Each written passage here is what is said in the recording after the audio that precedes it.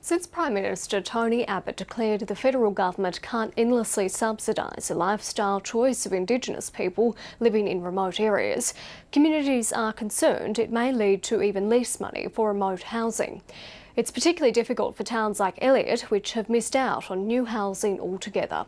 Jane Barton travelled to the remote town for the first in a series of stories on Elliott's housing struggles.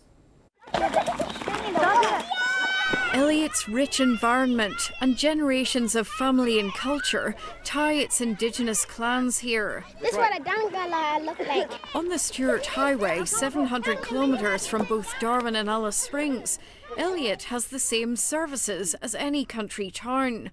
But the indigenous communities on the town's edge have been bypassed by the federal and Northern Territory government's $1.7 billion 10-year housing programme. Residents here have some of the worst living conditions in Australia. It seems to me that we are the town that the government has forgotten. Sean Bryan is a full-time carer for his sick grandmother in this two-bedroom house. With the changes, I wouldn't want to live in a house like this. I wouldn't, especially with my grandmother. Up to 16 people live here. There could be about probably with 10 sleeping in one, all in a row. An assistant teacher on maternity leave, Laura Jackson despairs about the state of her house. This house hasn't been renovated in years. The only thing they put in here was the toilet, the cupboards in the room. The toilet floor is collapsing.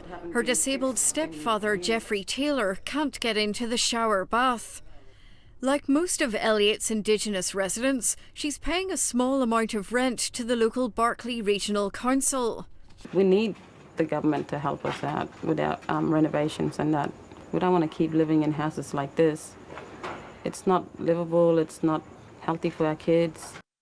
The rent money and about $3,000 per house from the Northern Territory and federal governments provides minor maintenance but not major repairs.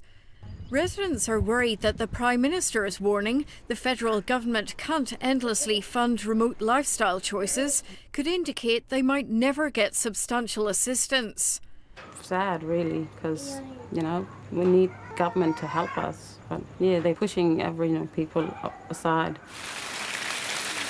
The housing crisis pushed Gordon Jackson out of Elliott 8 years ago. He returned to establish a labour hire business. Dismayed his father, Jeffrey Taylor, is living in squalor. Going back from Melbourne 8 years ago to what the camps are like now, it's just disgusting. Gordon Jackson says there are even fewer jobs in Elliott now, which would enable other locals to buy houses as he has done. He's calling on the federal and territory governments to help his community. We vote for people like them, for us to help people like us. I mean, what's the difference with helping farmers? What do you have, Nutella? The contractor says his family won't be forced out. This is their land, their culture, this is their story. This place it's more than that. Elliott's residents are warning if the governments won't help, they'll eventually be forced back to living here in humpies or tents. Jane Barton, ABC News, Elliott. And you can see more of that story on our new program Australia-wide tonight at 9:30 on News 24. For decades, living conditions in many of the Northern Territory's small, remote Indigenous outstations have been third world. For Indigenous people living around the remote town of Elliott, the Prime Minister's comments that the government can't keep subsidising remote lifestyles are chilling. Jane Barton reports from Elliott as part of our series on the town's housing troubles.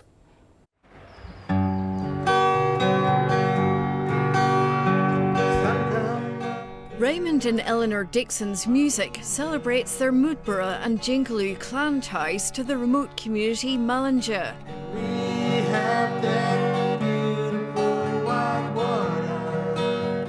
We'd like to get the government people to see that people are living out here, and we don't want to leave our country, and we want to stay and live here for our future, The community of 10 houses on Indigenous-owned land is 25 kilometres from the town of Elliott.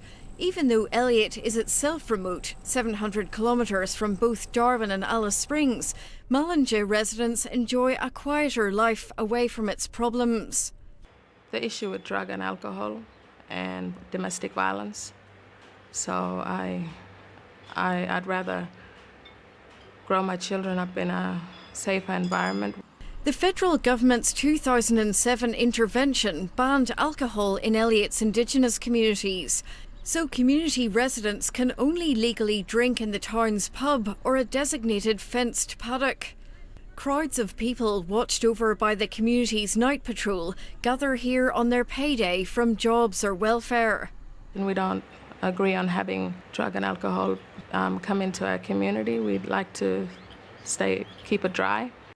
They like the peace, but many of Mallinga's residents live in squalid conditions. Half of the houses here aren't connected to water supplies.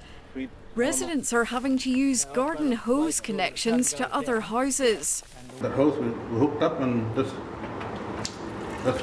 basically where we get the water from. Raymond Dixon has low water pressure and a house that hasn't been repaired for years. We're just asking for the government just to do renovation, just help us put our water back, you know. Mallinga resident Raymond Winsley retired here after years working on cattle stations. He lost his leg in a dairy farm accident aged 15. He's worried about his plumbing. And it goes through the toilet, feeding the water into the system. Yep.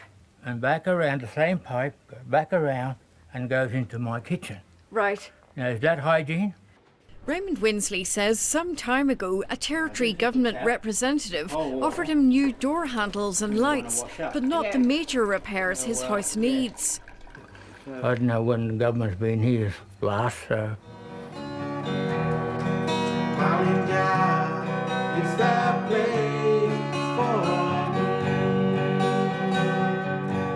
Mallinga's residents are even more worried they may not get substantial help following the Prime Minister's comments that governments can't endlessly subsidise remote lifestyle choices.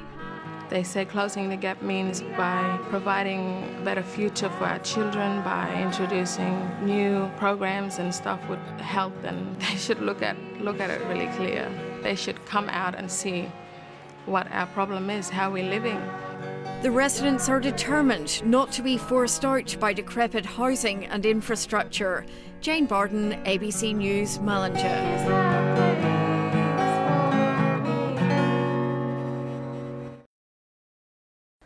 Remote residents, such as those in town camps and outstations around Elliott, are asking why they've been overlooked by a decade-long joint government housing program.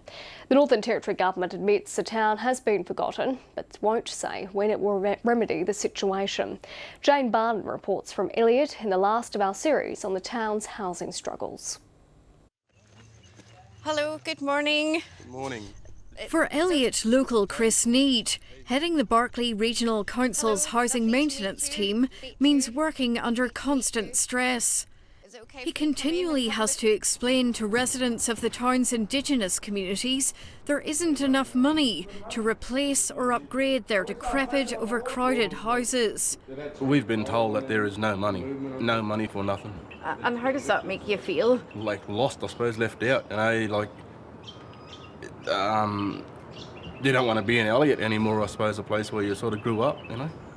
A remote town halfway between Darwin and Alice Springs on the Stewart Highway, Elliott was left out of the Northern Territory and federal government's $1.7 billion 10-year remote housing programme, which concludes in 2018.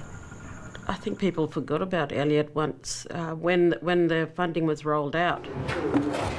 The council team is provided with about $3,000 per house by the two governments for maintenance. It also uses small amounts of rent that residents pay for repairs. The amount of maintenance that's needed in some of these houses, in pretty much all of these houses here, is in a way beyond that. The Barkly Regional Council estimates 80% of the Indigenous community houses in Elliott are beyond repair. It's warning the maintenance contributions being paid by both the Northern Territory government and residents aren't nearly enough to stop the houses deteriorating further. Oh, it's third world. It's not. It's just not up to an acceptable standard. In an ideal situation, what do you really think needs to happen here? Oh, look, we just need 50 new houses. Full stop. The Barclay Council has compiled a report calling on the Northern Territory and federal governments to take responsibility for Elliott's Indigenous housing, particularly after Child Protection authorities ordered some residents to fix their houses as a condition of keeping their children. The department, the local representative here in Elliott, has highlighted those things. The Territory government says to upgrade Elliott's housing, it would first need to negotiate a lease of the Indigenous-owned land. Once that's organised or dealt with, I think there's a fair chance that Elliott would get new housing. But at this stage, the government doesn't have the money. Most of that funding's committed, but hopefully Elliott will, get something further down the track. Is there any chance of anything before 2018? Look, I will do my best and support the people of Elliott by speaking with the Minister for Indigenous Affairs. The federal government has responded by saying the Territory is responsible for housing. But the Territory government will consider reconnecting water supplies to houses in Elliott's Mallinga community. I will endeavour to make sure that people do get their mains or the water connected. In all of Elliott's Indigenous communities, residents say even if the two governments refuse to upgrade their houses or build new ones, they're not leaving. Jane Barden, ABC News, Elliott.